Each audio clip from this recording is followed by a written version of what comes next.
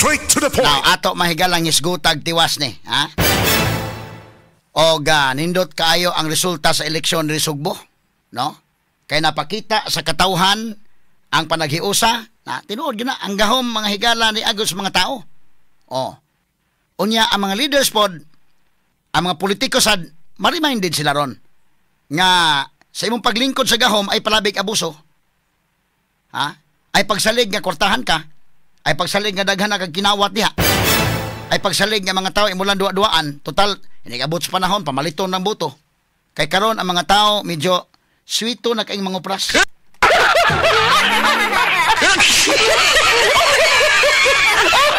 Unya, kinini ang mga tao nasayod niya ang kagahuman na agyod gikan sa katawhan.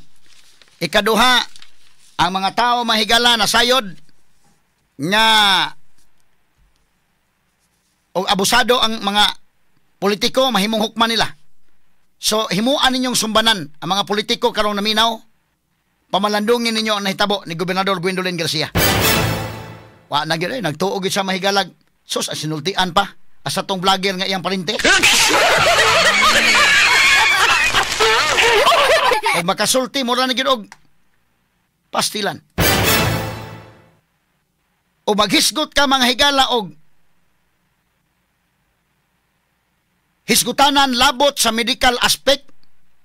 Si Gwen mahigala lupig ang mga doktor. Expert pa siya sa mga doktor. Ha? Gipang-away pa mga doktor panahon sa COVID. Kay iyang ipatigbabaw gitong iyang tuok. Mga doctors, mga nurses, grabihan no? O maghisgot ka lima kang mga doctors dahil ilago ng field ng kwan. Lahi-lahi magutagod. No? Di man ta makaingon nga maayo gitagwan, dipindi asa ka nga linya. Maghisgot ka mahigalag sa field of medicine atong ihatag sa mga experts, sa mga doctors. Pero maghisgot kag medicine, siya'y pinakamaayo. Why doktor makalupig niya? O maghisgot sa ka mahigalag ASF, African Swine Fever, to problema sa mga baboy ba indakin. Away, veterinarian nga makalupig niya. Siya'y ngilngig.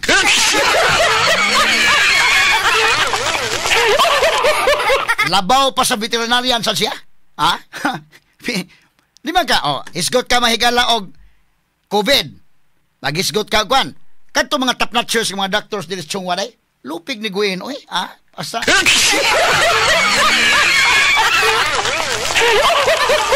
O maghisgot og medicine. Maghisgot sa natad sa medisina. Maghisgot og natad sa medisina. Labaw pa sa doktor. O maghisgot mahigalag ASF. Kining African Swine Fever. Nga nagkaproblema ang Sugbo mga kaigsunan. Why veterinarian makalupig niya? Giaway pa niya ang mga taga Bureau of Animal Industry. Ang taga DA giaway ni aning Gwen, ha? Why makalupig niya? Unya maingon ng DA may gala, ingon ng mga experts. ASF ni. Itong African Swine Fever. Maingon si Gwen, adili kolera ra na gina.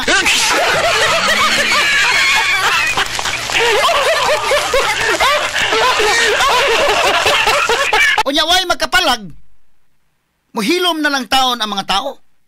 Kaya mingon mga expert mahigala, ASF ni man magbantay ta. Mingon Gwen na kolera ra.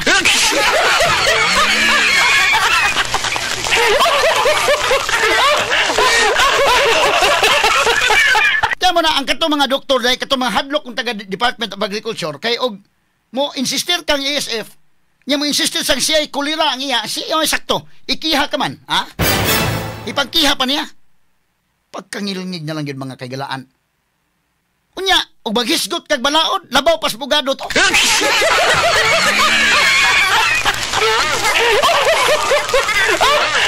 pagkangilngiga ato no o maghisgot kag mga hisgutanan sa engineering, why, may kalupig niya.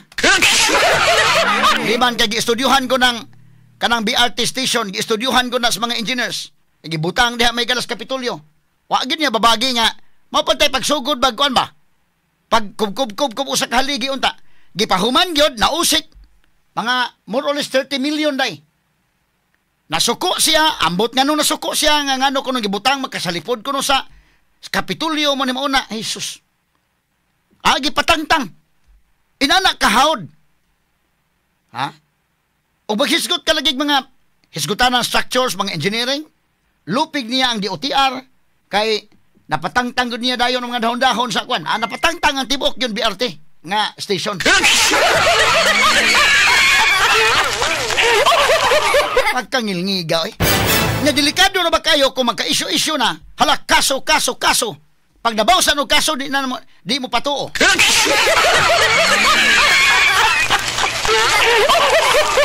Kunyag pa istoryahon ni mo, maayo kay mo istorya. Ha?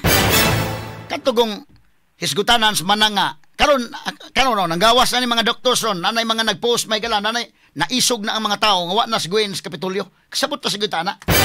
Kaya tatay manggod, kuya manggod to nga, basig mo daog. Sa ako dre, daog to si Gwen, ako'y gukuro niya dre. Pero ako nang ipangandaman, daan mo na ang uban bitaw itong mga friends ko niya, usay may tabo ni mga turne, mudaog na si Gwen. Ako nang wa may lain, ang saon taman og wa nagi makatingog batok nila. Sumuhilom na ng tantanan na lang yun. Wa nagi makapalag. Hasta ko rin mo apil kog hilom, ako yung pamalandungan og maayo. Wa na magitawang mo tingog na lang yun, kahawad man sila. Ug di na lang punta mo tingog dire, wa na yun. Pero ako nang ipangandaman ako kung gulingon nga, ini simbakog, mudaog dis Gwen, bina, saon ka tadilas di HP kay.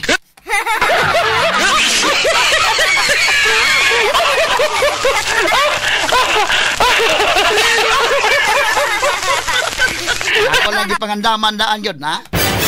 Purbida. Okay, lisod man sad. Katong yang vlogger nga iyang gihayan nga iyang parinti. Bida, o di na ni mo to bagon, na yun. Tiya mo na, o maghisgot kag COVID, i-insister niya yun nga wasayop na mga doktor ang sakto tuob, ha? O gwa na to mabuking ang tuob, basta tuob kit, ipamaligya, basta mahala. O maghisgot mahigala lagi COVID, ang iya matuman, ha? Kay wa lagi tuob ri tambal na. Og maghisgot mahigala ASF, ade kolera ra na, ha? Wa lupig way veterinarian nga mo barog niya. Maghisgutanan sa balaod, dan labaw pa sa bugado, na. Di gani maminaw ombudsman, labaw pa gyud. Iya yung usbon ang rules of court na niya. Hasta mga balaod may limang kaday. Pagmando sa ombudsman, ang imo untang remedy ana, musaka ka, either mo motion for recon ka, or moadto ka court papers, kuha kag tiaro, naghimo sa iyang kagalingon, ay, musuwat sa rimulya.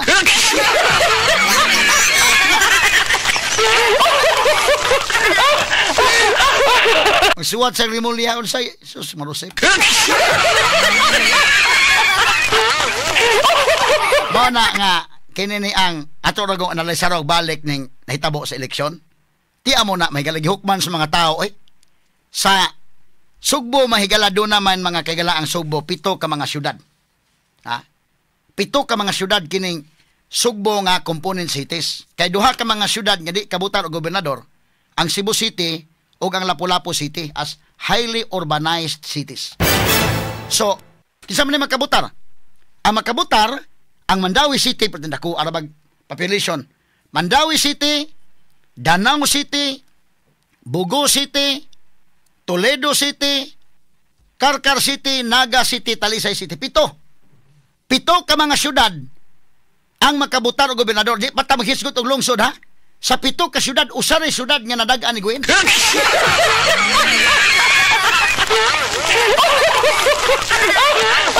Ato lang ning agi katawa-tawa, ha? Ikataw-katawa ta lang ni. Kay gipanaog sa ombudsman, di man sa manaog. Gipanaog na gyud sa mga tao ron, ang mga tao niya nagpanaog, ha? May attempt pag yun mga higala gani og ipasuspend ang proclamation ni Pambalik 4. May attempt pag yun, ha? Muna nagbantay mga tao, nga, unsa man ning kalakihan nganong gilangan-langan man na diya, ha? Ako gani, mura kog, ako dali kay kung kinibang, dali kay ta mahigalang mo, huna-huna bag advance magunta maghuna-huna gud kay. Wala akong giingnan ng reporters, andam ha, bantay kita sa Kapitulyo na unsa na ni. Ha? Tiyan mo na day, ang unang niabot, ha, kanalandaan, ha, sa 7 ka syudad. Sa 7 ka syudad, usaray na dagaan ni Gwen. ang Bugo City ra. Pastan layo ag pagka gilampaso sa Mandawi, gilampaso sa Danao, gilampaso sa Toledo, gilampaso sa Karkar, gilampaso sa Naga, gilampaso sa Talisay. Pero aning tanan nga mga syudad, ang Bugo dito ra sa nakadaog, og sa tanan ang Bugo pag-iuna kunuhay nga transmit sa Kapitolyo day. Bantay ka daken. Report ni Albi ha. Sa tanang syudad sa tupa ang Talisay nga duol dili wa pa ma-transmit ang Talisay. Ang katudyong unsa man ang Bugo may nag-una. Kabantayan tani kay mura man og di ka ni ipatrending-trending ko na wala nag-una na ina na.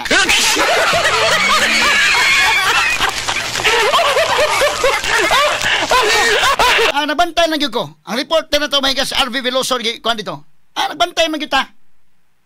Kung ano sa tanang syudad ang Talisay duol dire, wa pa ma-transmit. Ang Bugo mo'y una kay daog si Gwen.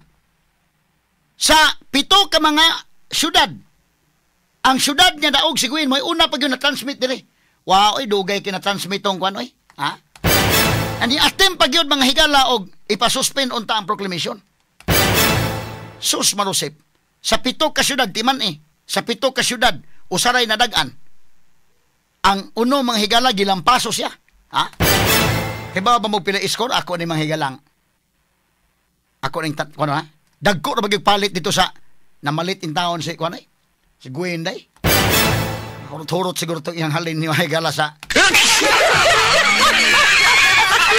Pero ang mga tao pirti oy murag malipayon ang katawhan oy. Jalebi ligis laki yung turne ha. Jalebi may kay nakapangupras mi turne.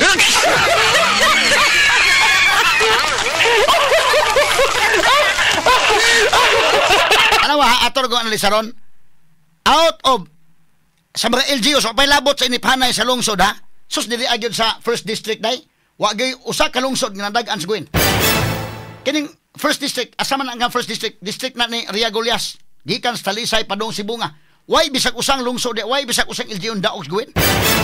As ka mangita na. Gilampaso sa Naga City, gilampaso sa Karkar City. Talisay City, hastag. Gimud-mud mayo. Nya kana na bang Talisay City? Remember ka ng Talisay City? Taga din ha tong iyang printing nga vlogger.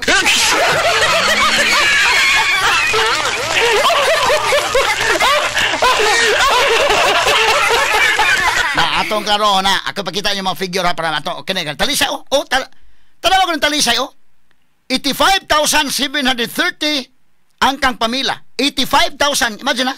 85,000. Ang kang Gwen pila? 31,000 kapin.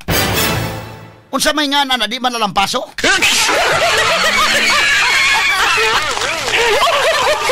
Basta mo lagi mud-mud sa inodoro. Pero ato tiwason niya taon ha. Kay kinini ang nanaman tayo Manila. Pero mana akong ingon. Ang katawhan karon suito na bang mangupras mo kana nga kinis pamila siya raman usa nang naa. Kining vice governor, astang tanan board members, kontra partido man. Pero mo na kung iyon ha, pagsugod sa inyong panggobyerno sa Kapitolyo, nagtanaw ang mga tao ninyo. Lahi mong partido pero hunahunaag maayo nga ang serbisyo para sa katawhan wa na ni mag-agad og partido. Kung mo serbisyo ka na. Kana ha, oras mga higala nagbantay mga tao, nagtanaw ang mga tao. Pag maalang sa kaayuhan gani, labi na sa hospitals, i-maintain ninyo check and balance ninyo sa Kapitolyo. Nakadaot nito dahil kay si Gwen Maoy, Governor, tanan iyang mga tao, tanan. Wa nagi makamintin, di gani may kakita mga higala sa budget sa Kapitolyo. Nangayo kog budget dito dili ihatag. Nangayo kog kopya, unsay budget na to tuiga. Pagkangilngiga. Mo na usapon bitaw ka na way opposition gibitaw sa usa ka konsiho. May ginon na agi poy maka-check po diha. So karon okay, i-maintain yung check and balance. Pero alang gani sa kaayuhan sa mga tao, labi na ka ng mga atong mga district hospitals, ang mga doctors, butangag mga doctors, butangan din ha og mga tambal. Kining terminal ha, wa na bayad ang wiwi og oo niya, iniglingkod ang PAM. Ha? Unya kinsay board member nga mobabag o kinsa dihe kay pabayron gyud ang wiwi og oo. Bantay mo kay ang mga tao ra ba kamao na gyud mohukom. Kamoy sunod nga hukman. Ug kamong nagserbisyo sa Kapitolyo gikan sa gobernador all the way down. sa pinakamubo ni Agrangos Kapitolyo, labi na ang mga elected officials, timanin ninyo, inigawas ninyo sa Kapitolyo, gikutlo na gikan sa 1987 Constitution. Ha? Part lang na. Unsay giingon sa atong Constitution, naa diha gipatik sa Kapitolyo, part, niingon mahiga lang atong Constitution, sovereignty resides in the people and all government authority emanates from them. Naay, ang part ana na gipapilit sa Kapitolyo, gikulit na sa Kapitolyo. Mao nga gikan sa gobernador, vice gobernador, kamo mga board members, ayaw gyud mo kabusar sa inyong trabaho. Ayaw mo babag-babag kung alang sa kayuhan sa mga tao. Kay balik ko na ko, sovereignty resides in the people and all government authority emanates from them. Naanak ni patik diha, muna nga ikaw, board member ka, gobernador ka, vice gobernador, naog ni mo sa Kapitolyo, nagsaka ni mo sa Kapitolyo, makitaan ni mo nasa in front. The authority of the government emanates from the people. Muunta na magpahinumdom ninyo. Sa Binisaya pa, nga ang otoridad sa gobyerno, gikan ka na sa mga tao. Ayun yung kalimti na. Matag-usa nga naa diha. Timan nana sa konstitusyon o gipatik na diha. Balikon ako, sovereignty resides in the people and all government authority emanates from them. Ang kagahuman gikan ka na sa katawhan ug ang tanang otoridad sa gobyerno gikan kana sa mga tao. Nauunawaan, naiintindihan, natututukan, nararamdaman. Yan ang dahilan kung bakit ito ang number one. Straight to the point, ni Attorney Rufil Fernandez Panyok, ang number one sa lahat ng mga programa sa radyo dinhi sa Cebu.